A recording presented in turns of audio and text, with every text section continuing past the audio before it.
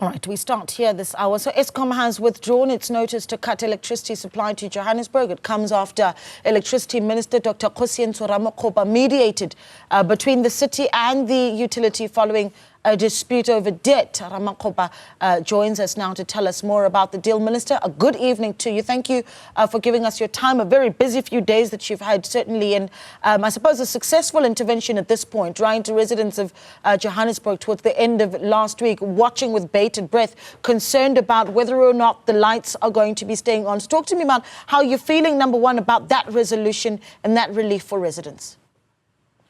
Oh, good evening, Naledi, and good evening to the viewers back at home. I mean, to start with, we shouldn't be here.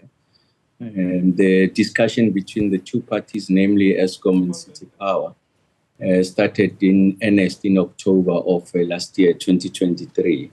This is after City Power defaulted on their current account, and a discussion was initiated by Eskom to try and resolve the matter.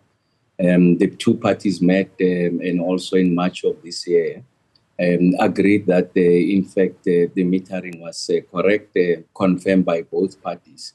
But over a period of time, I think City Power came back to say, look, we are disputing, if you like, the metering and by definition the billing, and therefore they will not make good of the invoice of Eskom to say they need to pay whatever Eskom thought was due to it as a result of the supply of bulk electricity. And of course, this communication broke down and escalated last week. And that escalation was Eskom now going out, giving notice of its intention to discontinue electricity bulk supply to the residents of Johannesburg that are supplied by City Power.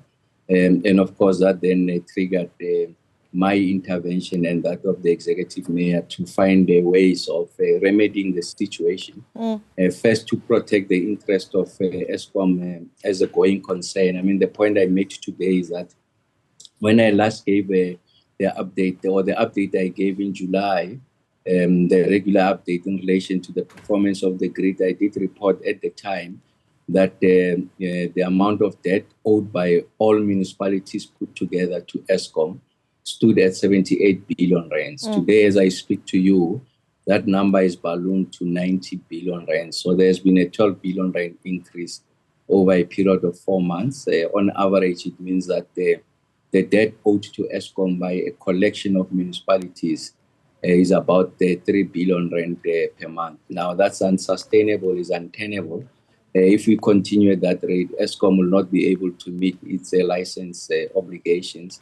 It will not be able to reinvest into the generation fleet, and it's going to threaten the supply of electricity in the country, and we are likely going to regress in relation to the performance that we've been able to register in ensuring that there's sufficient supply of electricity to the grid to support the country's growth objectives, to support the household to meet their daily requirements. And then on the other side is a City Power that is also struggling to collect.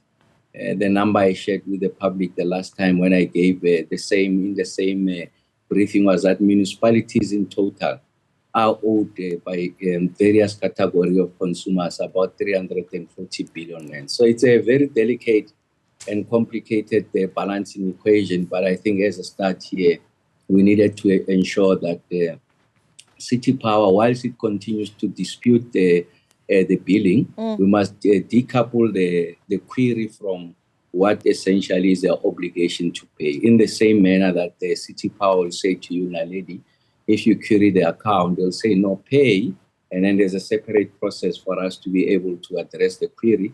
And to the extent that we are able to find out we are in the wrong, we'll give you a credit note.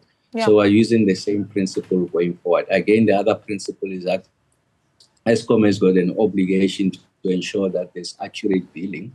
And for us to be able to meet all of those requirements, it's important that we are able to designate a reputable and technically competent individual who can help us to resolve this. And this individual must not be attached to any interest in Eskom or City Power, so that the outcome is seen as objective, but also will be supported by two technical people, each from the two institutions. And then after 14 days, then they'll revert back to me and the executive mayor on what the findings are. Yeah. And I will be in a position to share with the country what the next steps are. But what we also agreed to is that City Power will then meet its obligation, the current account of October, which is now payable 1.4 billion rand, it must be paid. And once we agree on that, then it means that the trigger by Eskom to issue a notice of an intention to interrupt the electricity supply then gets to be withdrawn, because the trigger was as a result of the current account not being paid. So really, in summary, that's the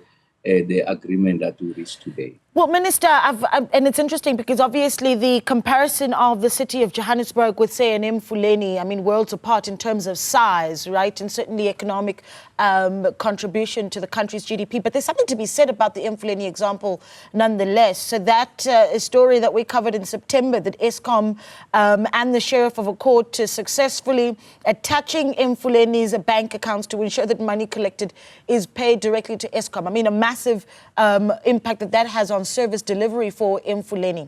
For the residents of Johannesburg that are watching this, and they say, okay, let's assume that the city then in 14 days is not able to, as you say, confirm what it owes to Eskom.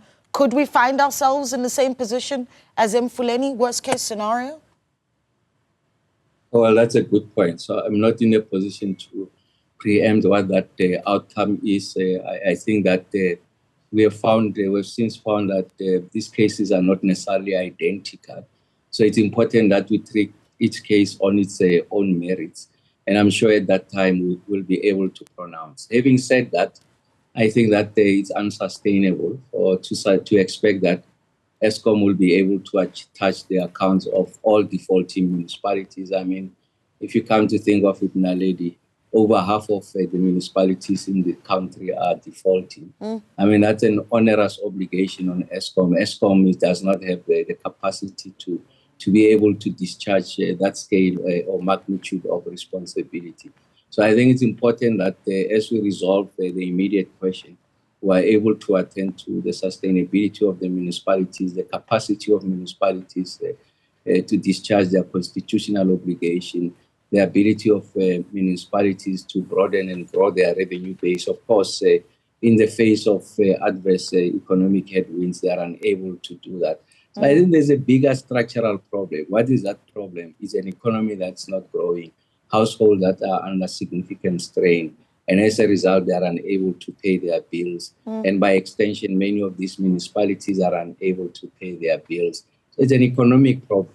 But it's important that we also appreciate that Eskom has got an obligation to meet its licensing requirement to be able to collect, continue as a going concern. And that's why earlier on I make the point that it's a complex and delicate balancing act. But we think that we'll find a solution. I mean, we have been entertaining some of these solutions with SALGA, some of whom have been socialized with the city of Johannesburg. We attended their Lekgotla over the weekend. We have placed some of these options before the city. But I mean, it will be a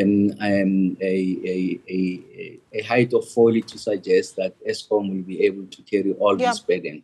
Otherwise, Eskom really is not designed to do that. So the state must come into this fold and help municipalities to address this situation. Because the numbers are frightening, right? And you say at this point, 90 billion rand owed to Eskom, an increase of 12 billion within just 4 months. So ballooning certainly is the word, but it's not lost on me that you've got the city disputing what it owes to Eskom, when for residents quite often in Johannesburg and in other parts of the country, you'd find residents, disputing what they owe to the municipality quite often, right? And that being a bone of contention. And when you talk about how much is owed to the municipalities, for instance, then the question becomes, perhaps that's where we need to start.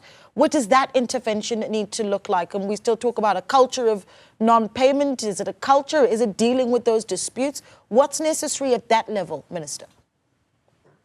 Well, I don't necessarily think that the two should be necessarily sequenced, like one after the other.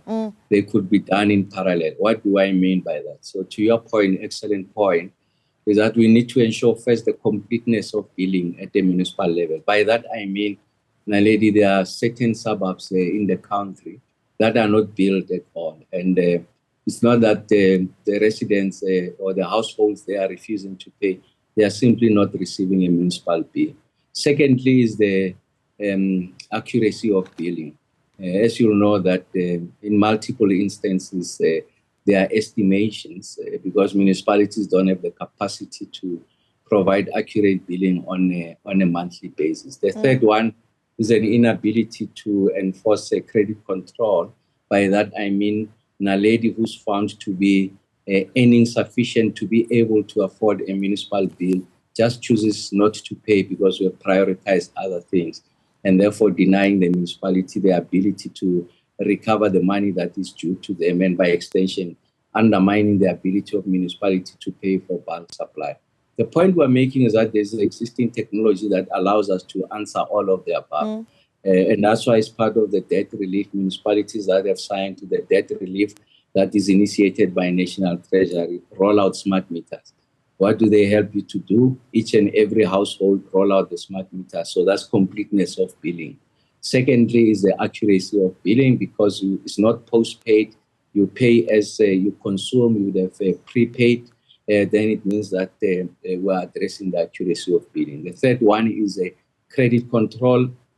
If Naledi is not a part of the indigent policy, not registered, you are able to remotely disconnect so that the Naledi can prioritize payment to the municipality. You get your money in advance, you are able to reinvest it back into the asset base, ensure that you improve the performance of this asset, and in this way you become sustainable. So you do that part. And then simultaneously, we are able to work with the municipalities to ensure that as a result of the measures that we have introduced on the customer side, they collect as much as they can, and that which ought to be paid as part of bulk purchases is ring-fenced from that amount and gets to be paid to Eskom. Whatever is remaining, they are now at liberty to use it to patch potholes, to build a clinic, but they would have paid for their bulk purchases. You would have heard Minister Majudina. One of the things you would have raised previously is the issues that the water boards are also not being paid, because when consumers do pay, but that money then gets to be redirected somewhere to patch the hole on salaries, this and that. So it's important that that which must be paid for bulk purchases is ring-fenced, goes to bulk purchases. And I'm sure you can build a discipline on some additional percentage of the money collected to be directed towards the maintenance of the assets. Otherwise, they'll deteriorate and resulting in what many consumers are experiencing, what we call load reduction. It has nothing to do on the bulk supply side, have everything to do with downstream technology or rather infrastructure challenges. They can't carry the load, and as a result, municipalities and Eskom discontinue the supply in those communities. If you like, it's a localized version of load shedding. Right. So really the experience of an average person is the same. Call it by any name. Load reduction, load shedding is the same thing. There are hours in the day where municipalities, rather consumers, don't have access to electricity. And this undermines and soils the message that we're bringing, that we have made significant strides in the supply side. That's why you don't have load shedding. But communities tell you, but Minister, what are you talking about? There's 5 hours in the morning, I don't have electricity. 5 hours in the evening, I don't have electricity. So it's the same. So that's why we need to work together to resolve this. But it starts with pay. Yeah, Those who can pay. Yeah.